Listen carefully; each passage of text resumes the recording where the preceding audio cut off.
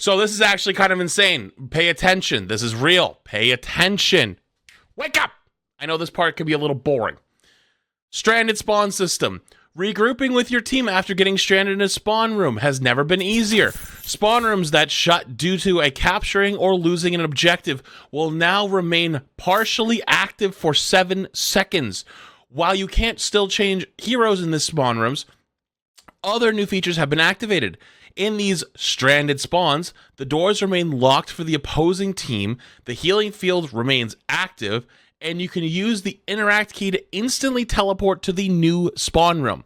So, Gibraltar's second point, right? Or, sorry, when you lose first point, when you in that spawn room that's under the ship, if you lose first point, in old Overwatch, everyone pushed through the choke and got staggers that spawned late.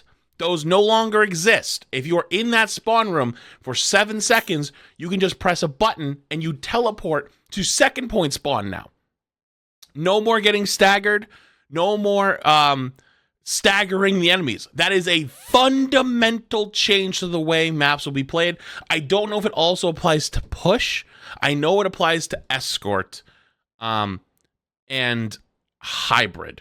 But I don't think it applies. I don't know if it applies or not to hybrid. We'd have to test. Major change. Flats, give me an opinion. Is it good? I don't have an opinion on it good or not.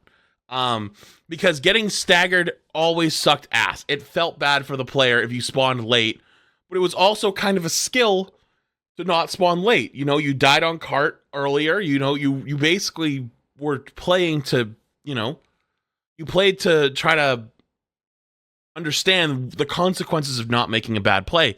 This kind of removes a punishing aspect. But on the opposite side, it removes part of what the skill of Overwatch was, where it's like, you capture the point, now you go hard, you go aggressive, you got to go catch the staggers, and you just keep snowballing it.